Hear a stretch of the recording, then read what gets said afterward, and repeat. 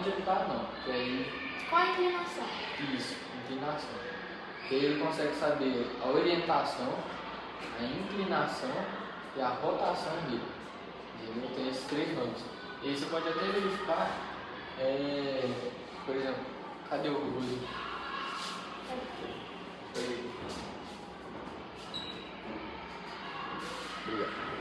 Vou conectar ele ali no iPad. Vou mostrar aqui. Para vocês podem ver.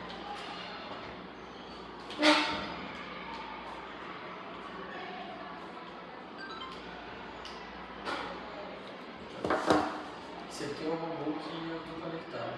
E aqui, ó, vocês podem ver. Ele não está mostrando.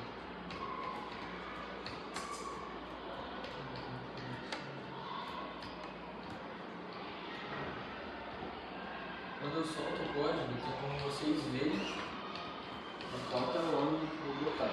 Eu vou soltar aqui, ó, vou tirar isso aqui e vou soltar aqui. Aí, vai. Ele não está vendo os ângulos de...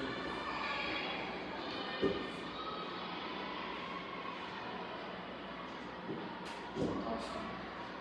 Ah, lá em A cima. rotação aqui, ó, ele está vendo. É para X, Y, Z.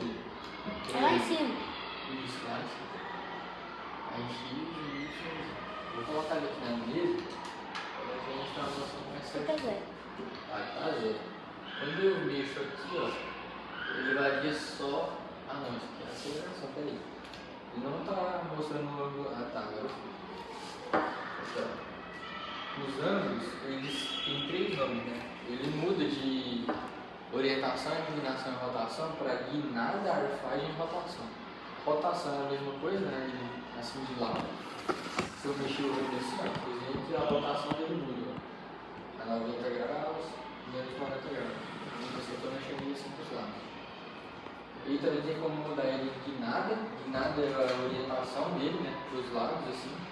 Por exemplo, se eu mexer ele para a direita, ele fica positivo.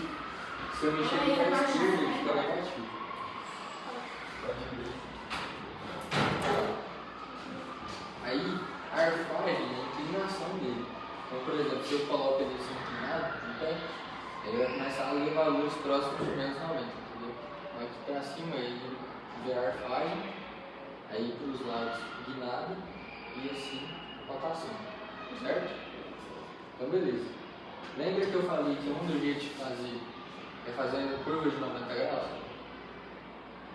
Lembra? Então, beleza. Qual que é os 3, dentre os 3 ângulos, qual que é o que a gente analisa essa parte de orientação, né? De curva dentro da mesa? É a guinada.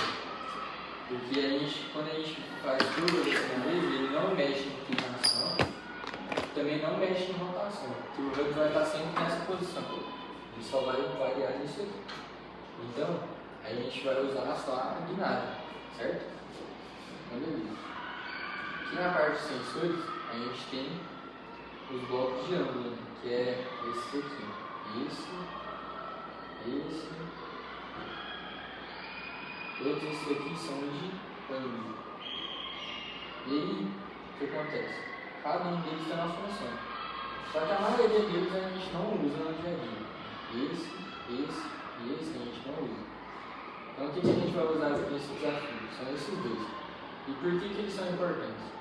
Quando a gente começa o código, ele tem um X, um Y e um Z, que ele é definido a cada alguns minutos. Então toda vez ele reseta para uma direção diferente.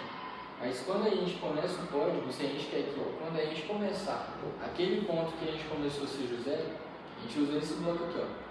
Definir o ângulo de guinada como zero. Porque ele vai definir, né, a nossa orientação sempre para frente, como sendo zero, né? Então a gente consegue usar isso até nos desafios do FIRA. Por exemplo, no desafio do FIRA, aquele lá das caixas, quando ele chegava na linha preta, a gente definia ele como zero.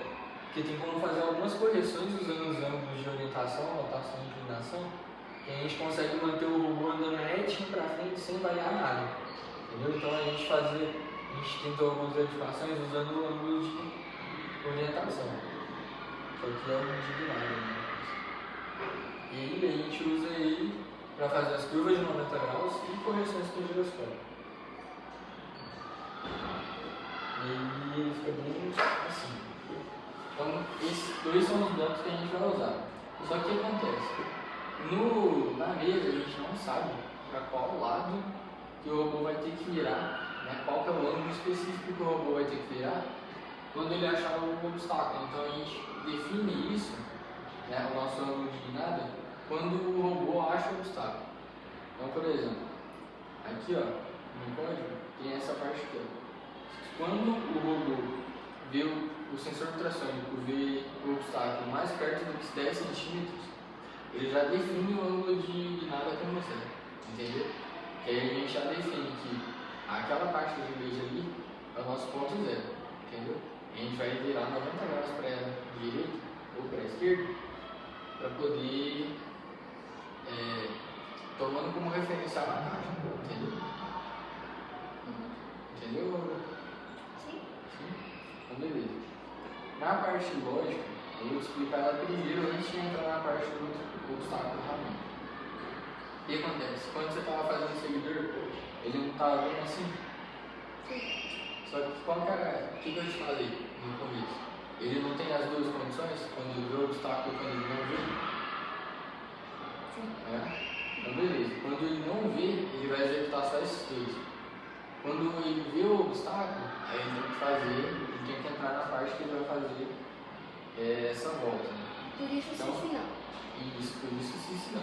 Porque a gente está dizendo para o robô assim, ó, se o robô enxerga, se o nosso sensor ultrassônico enxergar o obstáculo mais próximo do que 10 centímetros, ele vai executar todo o passo a passo para fazer o obstáculo. Quando ele não estiver vendo, aí quer dizer que ele está... Quando ele não estiver vendo, né, que entra na parte do sinal, aí ele faz o seguidor de linha e o verde, entendeu? Aí a gente já sabe que é nessa parte lógica, é nesses dois casos. Por isso que a gente usa um sinal, entendeu? É o caso de quando tem ultrassônico e quando não tem. Para poder definir isso mais fácil, a gente podia até criar uma bloco para poder separar o ultrassônico do 90 graus, que ia ficar mais claro. Entendeu? Então a gente colocar aqui. Ultrassônico.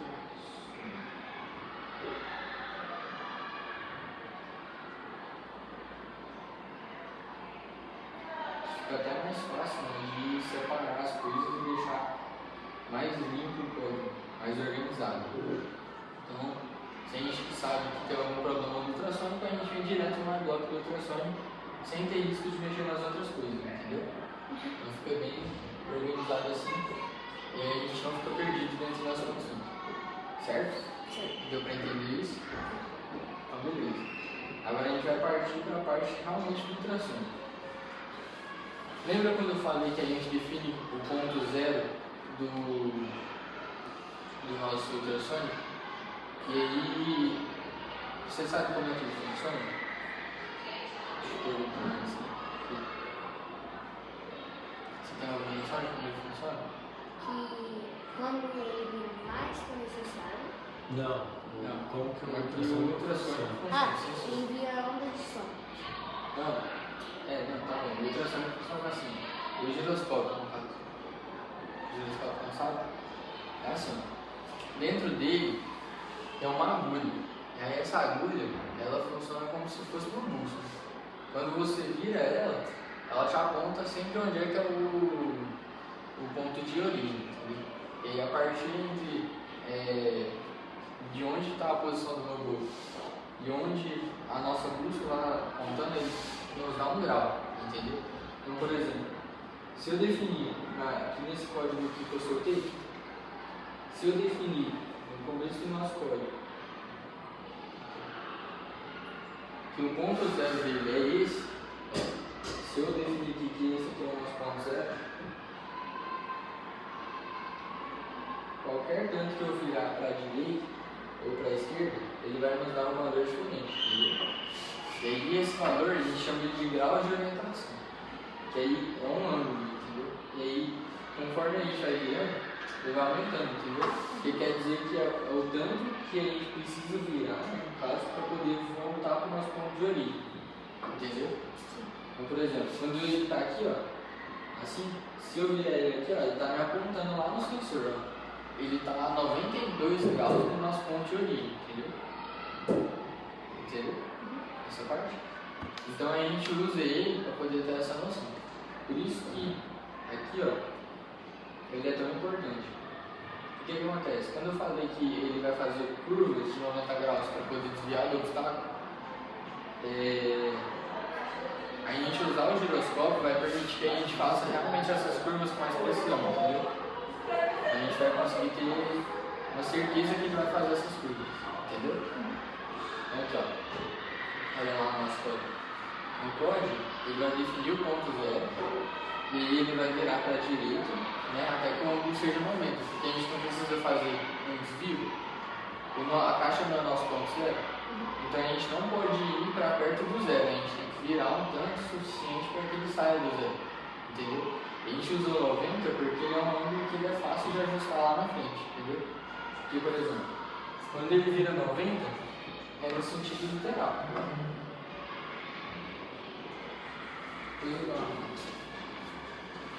Quando ele chegar aqui e ele vê o ultrassônico, ele vai virar 90 graus assim, tá bem assim, entendeu? Que aí vai ser fácil, né? É só ele chegar aqui pra frente, aí ele vai virar, né, pro ponto zero, para poder passar do obstáculo, e aí o que acontece? Ele vai virar infinito até encontrar ele. Não, ainda não. Aqui, ó, ele chegou pra frente, certo? Só que aí, como é que funciona o giroscópio? Para a direita do nosso ponto zero, são ângulos positivos. Para a esquerda do nosso ponto zero, são ângulos negativos. Então, se a gente virou 90 para a direita, se a gente quer 90 para a esquerda, a gente tem que usar menos 90. Entendeu isso? Entendeu? Então, aqui, ó. É a mesma coisa, só que muda o sinal. Aqui não é não é 90, então tudo para cá no ponto zero, a gente vai usar menos 90. Então aqui, ó, 0, virou menos para 90, chegou aqui, aí ele vai voltar para o 0, entendeu? Aí chegou aqui para frente, ele vai para o menos 90, que aí ele já está para a esquerda do nosso ponto 0, entendeu? Aí beleza? Quando ele virou para menos 90, aí sim ele vai chegar na linha, né? Ele vai vir aqui, ó, ele vai andar ilimitadamente até achar a linha direita, qualquer um dos dois sensores. Aí ele vai andar mais para frente e vai virar, entendeu? Porque aí ele cai numa condição de 90 graus. Porque se você colocar ele só para virar, ele vai entrar naquela condição de que o da esquerda tá vendo, o da direita não, entendeu? Só que ele vai ficar, como ele está em cima da linha, tem chance dele sair, entendeu? Por algum erro, ou ele ficar balançando e tal. Então a gente faz essa curva assim, ó, ele chega aqui, viu, ele anda mais um pouco e vira, para garantir que ele vai ficar em cima da linha certinho, entendeu? Aí é isso. Essa é a parte do nosso ultrassom. Nossa, vai acontecer a mesma coisa. Agora é uma rua. Aqui, ó. Foi exatamente do jeito que eu expliquei, só que louco, ó. Quando ele definir o nosso ângulo como zero, ele vai virar 90 graus para a direita, olha, é a direção e tem um ângulo, não tem? Ele vai virar 90 graus e a direção é para a direita. Por isso que é o D e o E. O D de direita é a esquerda. E aí a gente vai colocar ele para poder virar 90 graus para a direita, ele vai virar, vai andar um pouco, vai andar uns 15 centímetros para andar, vai virar até que o ângulo, para a esquerda, até que o ângulo seja zero, vai andar mais para poder passar do obstáculo, e ele vai virar para a esquerda até que o ângulo seja menos 90, entendeu? E ele vai conseguir fazer todo esse trajeto, vai virar, contornar. E aí quando ele chegar assim no final, ele vai andar ilimitado, né? Ele vai iniciar o movimento até que qualquer um dos dois esteja, entendeu? Lembra de quando a gente estava no servidor que a gente usava o bloco de I? Então, só que aí, aquilo lá é porque ele só vai executar aquela ação se os dois sensores estiverem daquele jeito. Agora, quando a gente coloca o gol, quer dizer que qualquer um, se o da esquerda ver e o da direita não importa. Ele vai parar e vai executar o que está embaixo, entendeu? Então essa é a diferença. Se a gente colocar o I, os dois precisam estar daquele jeito. Se a gente colocar o O, qualquer um dos dois que estiver daquele jeito, a gente já está tranquilo, entendeu? Então a gente coloca o O para poder ter essa garantia de